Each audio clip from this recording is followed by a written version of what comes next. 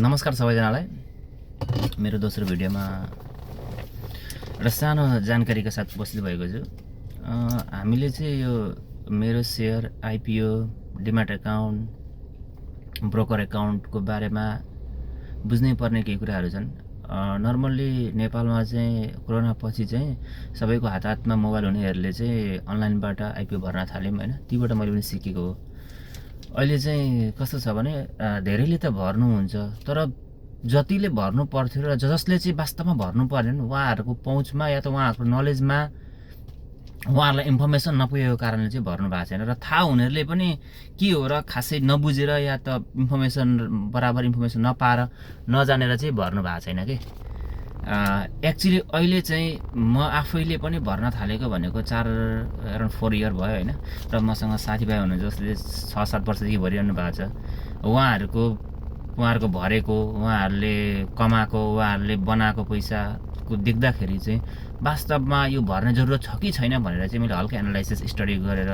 अनि हरेकलाई चाहिँ उहाँहरूको इन्डिभिजुअली पोर्टफोलियो, उनीहरूले कमाएको, उनीहरूको चाहिँ एकाउन्ट्स, मेरो सेयरको एकाउन्ट्स खोलेर उहाँहरूले बेचेको, राखेको पैसा कति भयो, कति इन्भेस्टमेन्ट, सबै स्टडी गरेर हेर्दाखेरि चाहिँ मलाई एउटा सानो भिडियो बनाएर सेयर गर्न मन लाग्यो। जसको लागि जसले चाहिँ आइपिओ भर्नु भएको छैन, जसले चाहिँ भर्न सोच्दै हुन्छ या त भर्नु ठिक छैन होला, के भर्नु, यो जुवा हो, सेयर भनेको त मान्छे कति डुबे, घाटा भयो, घर व्यवहार लुटियो, बेचियो, ब्याङ्कमा गयो भन्ने कुराहरू सुनेको कारण नभर्ने हुन्छ हैन। बराबर नलेज नभएको हुन्छ के छ त वास्तवमा यसको बिचमा भनेर चाहिँ मैले सानो भिडियो बनाएको छु हैन। यो म आफै पर्सनल्ली पनि स्टडी गरेर, जसले भर्दै हुन्छ, जसले चाहिँ ठुल्ठुलो पनि भर्नुहुन्छ, मतलब सेकेन्डरी पनि भर्नुहुन्छ, जसले चाहिँ भर्खर सुरु गर्दै हुन्छ, जसले चाहिँ धेरै वर्षदेखि भरिरहनु भएको छ, उहाँहरूको पोर्टफोलियोलाई स्टडी गरेर चाहिँ आइपिओको मात्रै के रहेछ भनेर चाहिँ तपाईँको सानो इन्फर्मेसन लिएको छु। अहिले नर्मल्ली चाहिँ आइपिओको कन्टेक्टमा चाहिँ तपाईँको महिनामा नहुँदा पनि अराउन्ड 8वटा नत्र 6वटा आइपिओ चाहिँ आइरहेछ। मिनिमम 5 देखि 8वटा आइपिओ आउँछ है। तपाईँको वर्षमा त्यसो गर्दाखेरि भनेको 25वटा आइपिओ भनौँ न, अराउन्ड 25 देखि तपाईँको 25 नभनौँ, तपाईँको मिनिमम पनि 4टा आइपिओ नै पनि महिनामा राख्यौँ भने तपाईँको 12 महिनामा 48वटा आइपिओ हुन जान्छ एकजनालाई भागमा हैन। तपाईँको 48वटा आइपिओमा तपाईँलाई सबसे मिनिमम 4 देखि 5वटा पर्यो भने पनि 5वटा वर्षमा राखौँ, तपाईँको 4 देखि 5 जना सदस्य हुनुहुन्छ भने 25वटा आइपिओ पर्छ। 25वटा आइपिओमा एउटा आइपिओको चाहिँ नहुँदा पनि जति नै नराम्रो आइपिओ आउँदा पनि तपाईँको 7-8 हजार जान्छ। 7-8 हजार एउटा आइपिओको है। त्यसो गर्दाखेरि तपाईँको 25वटा आइपिओको 1,75,000 हुन्छ। 1,75,000 भनेको महिनाको 14 देखि 15 हजार रुपियाँ तपाईँको भागमा पर्छ, मतलब तपाईँको परिवारको आउँछ। तपाईँको 14-15 हजार भनेको एउटा सामान्य वर्गको लागि, सामान्य परिवारको लागि भनेको बहुत ठुलो इन्कम जस्तो लाग्छ मलाई। यो नेपालमा 14-15 हजार कमाउनको लागि भनेको पुरै 30 दिन खटिनु पर्ने हुनसक्छ। दुःख गरेर एउटा सदस्यले कमाउँछ है। त्यो भनेको त तपाईँले मेहनत पनि गर्नु परेन, ड्युटी पनि जानु परेन, घरमा बसेर 1 मिनटमा यसो आइपिओ भरेको भरमा हुने कुरा हो। प्लस यो चाहिँ दुःख गरेर धेरै खर्च पनि गरेन। तपाईँको एउटा आइपिओमा तपाईँको 1,000 रुपियाँ जान्छ, कमाइ 7,000 रुपियाँ हुन्छ। तपाईँको 4-5वटा आइपिओलाई तपाईँको 5,000 खर्च भएको हुन्छ, कमाइ भएको हुन्छ 35,000 भनेको 30,000 रुपियाँ प्रफिट हुन्छ। 5,000 हाल्दा 30,000 भएको भनेको बहुत ठुलो कमाइ हो। लङ टर्मलाई हेर्ने हो भने यसले बहुत ठुलो फरक पार्छ क्या, बहुत ठुलो इन्कम दिन्छ क्या। तर कस्तो छ भने हामी चाहिँ अलिकति पैसा आउँछ, खर्च गर्छौँ, खान्छौँ, सक्छौँ, फेरि आइपिओ बेच्छौँ, खान्छौँ, तर त्यो गर्ने होइन कि। हामीले 1,000 इनिसियल हालेको, 1,000मा 2,000 रुपियाँ झिक्ने, रको 7-8 हजारमा 6,000 जति चाहिँ त्यहीँ छोड्ने। त्यसो गर्दै गर्दै गयौँ भने त्यो एकाउन्ट चाहिँ कस्तो बनाउने भने आइपिओ हाल्ने एकाउन्ट नै बेग्लै बनाउने, पर्सनल एकाउन्ट बेग्लै बनाउने। त्यो आइपिओको एकाउन्ट चाहिँ सिर्फ 2,000 झिक्ने, त्यहाँदेखि पैसाहरू नचलाउने। त्यो पैसालाई चाहिँ हरेकचोटि आइपिओ परेर बेचेर आएको पैसा चाहिँ 2,000 झिकिसकेपछि अरू पैसालाई चाहिँ तपाईँको एसआइपीमा हाल्न सक्नुहुन्छ। तपाईँ भनेको स्टक एन्ड एसआइपी गर्न सक्नुहुन्छ। तपाईँ भनेको म्युचुअल फन्ड हाल्न सक्नुहुन्छ हैन। तपाईँलाई के सही लाग्छ त्यो चाहिँ स्टडी गर्ने हैन। SIP and stock, SIP and तपाईँको म्युचुअल फन्ड, यसको बारेमा चाहिँ फ्युचरमा म कुरा गर्छु। तपाईँलाई यसको बारेमा बुझ्न मन छ भने कमेन्ट गर्नु होला हैन। र पैसालाई चाहिँ पैसा कमाउने बाटोमा लानु पर्यो कि पैसा आयो पैसा खायौँ भने चाहिँ के हुनेवाला छैन क्या फेरि त्यो चाहिँ अब जति नै कमाए पनि फरक पर्दैन क्या मान्छेले भन्छन् नि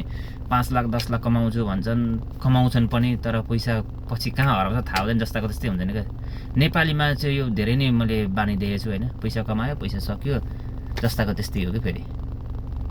र यो आइपीको कन्सेप्टमा पनि तपाईँले चाहिँ अब एउटा डिसिप्लिनमा बस्नु पर्यो आइपी परोस् नपरोस् तपाईँले कन्टिन्युस पुरै परिवारको आइपी हाल्नु पर्यो कि कसले के भन्छसँग तपाईँलाई सरकार छैन क्या तपाईँको काम भनेको हरेक हप्तामा 2 चोटि मेरो सेयर खोल्ने आइपिओ भर्ने सबै परिवारको आइपिओ पर्छ पर्दैन मतलब भएन फेरि आइपिओ भरिराख्ने कन्टिन्यू त्यसरी गर्नु हो भने तपाईँलाई वर्षमा 4-5 वटा मिनिमम पनि आइपिओ लाजिम पर्छ त्यसो भनेको 1,70,000 भयो 1,70,000 मा तपाईँले 40-50 हजार निकाल्नु भने 1,25,000 वर्षको चाहिँ तपाईँको त्यो सेभिङ भन्छ त्यसलाई चाहिँ तपाईँले एसआइपिएन स्टक गरे पनि भयो एसआइपिएन म्युचुअल फन्ड गरे पनि भयो अनि त्यसले चाहिँ तब चाहिँ पैसाले पैसा मल्टिप्लाई गर्छ क्या अब यता तपाईँ वर्षै नि 1 लाख रुपियाँ हाल्दै हुन्छ फेरि त्यहाँबाट मल्टिप्लाई हुँदै हुन्छ वर्ष 1 लाख हाल्दै हुन्छ भनेको तपाईँको 15-16 वर्षमा 15-16 लाख भयो 15-16 लाखले अब उता मल्टिप्लाई गरिरहेको हुन्छ किन भन्दाखेरि कम्पाउन्डिङको फर्ममा एसआइपिएन स्टक एसआइपिएन म्युचुअल फन्ड गरिरहेको हुन्छ त्यसले अब राम्रो पैसा दिएर जान्छ कि अब एसआइपी भनेको के हो भनेर कसरी काम गर्छ कम्पाउन्डिङ भनेको के हो टेक्निकल वर्ड बुझ्नु भएन भने अर्को भिडियोमा म लिएर आउनेछु जस्ट कमेन्टमा भन्नु होला कि यसको बारेमा नि केही भनिदिनु न भनेर होइन यति गरिकन चाहिँ म आफैले पनि फिल गरेको कुरा हो मेरो मम्मीको ड्याडीको मेरो परिवारको सबै सदस्यको गरेको छु होइन मेरो साथीभाइको सदस्यको उनीहरूको सबै पोर्टफोलियो हेर्छु म कति भए चाहिँ कति चाहिँ एउटा आइपिओ पर्दो रहेछ भनेर क्यालकुलेसन गर्दाखेरि यही नै थियो फिगर होइन अनि त्यो पैसालाई चाहिँ अब जसले त्यो पैसालाई चाहिँ अब युज गरेर खर्च गर्नु भएन उहाँहरूको पैसा बढेरै गएको छ मैले देखेँ सबैको पैसा राम्रै बनाउनु भएको छ जसले चाहिँ अब आयो पैसा खर्च गर्यो खायो घरमा पठायो त्यो युज गर्यो सक्नु उहाँ जस्ताको त्यस्तै जति नै आइपिओ भरे पनि केही भएको छैन होइन त्यही भएको कारण चाहिँ एउटा डिसिप्लिनमा बसेर चाहिँ तपाईँले गर्नुभयो भने लङ टर्ममा आज 1 महिना 2 महिना 6 महिना 1 सालमा रिजल्ट देख्नुहुन्न होला तर 3-4 वर्षमा तपाईँले रिजल्ट राम्रो देख्नुहुन्छ तपाईँले भने तपाईँको मेरो लाइफ चेन्ज भयो यहाँदेखि आज मलाई 2-4 हजारको लागि कसैको मुख ताक्नु पर्दैन कसैलाई खोज्नु पर्दैन भन्ने फिल आउँछ क्या तपाईँलाई र पैसा भइसकेपछि पैसा तपाईँलाई कन्फिडेन्ट पनि दिन्छ क्या फेरि त्यो केही गर्छु म सोध्छु यो गर्ने त्यो गर्ने प्लानहरू अटोमेटिक आउँछन् इन्भेस्टमेन्ट वेहरू पनि थाहा पाउनुहुन्छ आफै पैसा नहुँदा केही पनि हुँदैन क्या फेरि यो आइपिओ भर्नको लागि तपाईँले के गर्नुपर्छ भने तपाईँ ब्याङ्क एकाउन्ट हुनुपर्छ ब्याङ्क एकाउन्ट छैन भने तपाईँ कुनै पनि ब्याङ्कमा जानुहोस् ब्याङ्क एकाउन्ट बनाउनुहोस् बनाएपछि मेरो सेयर डिमेट एकाउन्ट खाता बनाउने भन्नुहोस् ब्याङ्कले आफै पेपर दिन्छ सही फर्म भर्नुहोस् नागरिकता लिएर गएर अनि त्यति भएपछि तपाईँको 2 दिनमा तपाईँको सबै डिटेल्स आउँछ त्यसपछि आइपिओ भर्न थाल्नुहोस् आइपिओ भर्न थालिसकेपछि मिलाएर कुनै दिन ब्रोकर एकाउन्ट तपाईँ कुनै पनि ठाउँमा हुन्छ त्यो ठाउँमा ब्रोकर एकाउन्ट हुन्छन् त्यहाँ गएर ब्रोकर एकाउन्टमा सबै डिटेल्सहरू दिनुहोस् ब्रोकर एकाउन्ट बनाउनुहोस् आइपिओ पर्छ आइपिओ परेको तपाईँको मेरो सेयरमा आएको 6-7 दिनसम्म सर्किट हान्छन् जुन दिनसम्म चाहिँ सर्किट हान्छ होल्ड गरेर राख्नुहोस् जुन दिन नेगेटिभ सर्किट हान्छ सर्किट भनेको प्राइस बढ्दै जान्छ भन्न खोजेँ है प्राइस बढ्दै जान्छ जुन दिन घट्न थाल्छ त्यो दिन तपाईँ बेचिदिनुहोस् तपाईँको आइपिओ अब पैसा एकमुष्ट तपाईँको खातामा आउँछ बेचेपछि खातामा आएपछि फेरि त्यसको तपाईँले इनिसियल 1000 हालेको हुन्छ त्यो 1000 झिक्नुहोस् या कति हाल्छ त्यति झिक्नुहोस् अरू पैसा त्यति छोडिदिनुहोस् त्यसले चाहिँ अब अलिकति 1-2वटा आइपिओ बेचिएको पैसाले चाहिँ कुनै पनि स्टक किन्नुहोस् या त एसआइपी गर्नुहोस् के गर्नुहुन्छ त्यो बिस्तारै सल्लाह गर्नु म अर्को भिडियोमा भन्छु म अनि फेरि अर्को आइपिओ पर्छ त्यसले पनि जति दिनसम्म बढ्दै जान्छ बढ्न दिनुहोस् जुन दिन घट्छ बेचिदिनुहोस् केही छैन आँखा चिम्लेर फेरि घटेर फेरि बढ्छ हामीलाई मतलब होइन हामीले एउटा राम्रै पैसा कमायौँ इनफ छ हामीलाई त्यति भएपछि तर कस्तो छ भने हामीले धेरैकोमा चाहिँ आइपिओ परिरहेको छ म आइपिओ बेच्दिनँ लङ टर्ममा भनेर राखिन्छ त्यो आइपिओ बढेर बढ्दै 10,000 15,000 20,000 25,000सम्म पुगेको हुन्छ बेच्दैन फेरि मान्छेले 10-12 हजारमा 6-7 महिना 10-12 हजारमा आएको हुन्छ अब त्यो 25 र 10 भनेको 15,000 तपाईँलाई घाटा भयो कि मतलब एक्चुअली तपाईँले त पैसा धेरै हालेको थिएन घाटा त होइन हुन त र पनि जुन जति फाइदा थियो त्यो फाइदा लिनु भने त्यो फाइदा लिएर बेचेर चाहिँ तपाईँले एउटा स्टक किन्नुभयो भने अनि तपाईँ त्यो स्टक पनि बढेर अझै फाइदा कमाइन्थ्यो क्या हामीले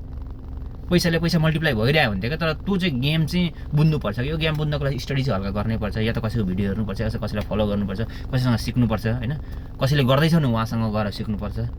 सिक्नु चाहिँ पर्छ अर्को कुरा भनेको पैसा कसरी काम गर्छ पैसाको मेकानिजम के हो पैसाको पछाडिको कन्सेप्ट के हो भनेको पनि बुझ्नुपर्ने हुन्छ कि हामी जन्मेदेखि मरिन्जेलसम्म पैसाको बारेमा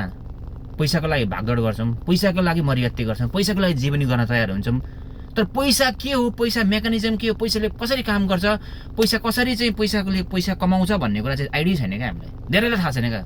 पैसा कमाइन्छ पैसा घर पठाइन्छ सब गरिन्छ तर पैसाको मेकानिजम के हो भन्ने कुरा कसैलाई थाहा छैन धेरै जसोलाई त्यसको लागि चाहिँ स्टडी गर्नु थाहा छ भन्ने जस्तो लाग्छ। किन पैसा भने हामी जस्तो डेली चलाइरहेको हामीले त फिल हुन्छ, तर वास्तवमा पैसा कसरी काम गर्छ, पैसाको भ्यालुएसन कसरी हुन्छ, पैसाको इन्फ्लेसनले कसरी काम गर्छ, इन्फ्लेसन र पैसाको सम्बन्ध कस्तो छ भन्ने कुरा चाहिँ हामीलाई धेरै थाहा हुँदैन होइन। स्टडी गर्नुपर्ने हुन्छ। स्टडी गरिसकेपछि एकचोटि तपाईँले बुझिसकेपछि तपाईँले भनेको पैसा इन्भेस्टमेन्ट गर्नै पर्ने रहेछ। इन्भेस्ट नगरे चाहिँ पैसा बढ्दो रहन्छ, इन्फ्लेसनलाई बिट गर्दो रहन्छ, नत्र पैसा घटेको गर्दो रहेछ, हरेक वर्ष पैसाको भाउ घट्दो रहेछ भन्ने कुरा चाहिँ यो चाहिँ बुझ्न सकिँदैन, बुझ्नुपर्ने कुराहरू हुन्। आजलाई यति नै, अलिकति लामो भिडियो पनि भयो होइन। म नेक्स्ट भिडियोमा अझ डिटेलमा आउनेछु। तपाईँहरूलाई भिडियो कस्तो लाग्यो सुझाव पनि दिनु होला, प्लस केही क्लियरिफिकेसन केही बुझ्नु भएन, अझै कुरा केही बुझ्न मन लाग्यो भने कमेन्ट पनि गरिदिनु होला, र सपोर्ट लाइक सब्सक्राइब गरेर सपोर्ट पनि गरिदिनु होला है। Thank you so much.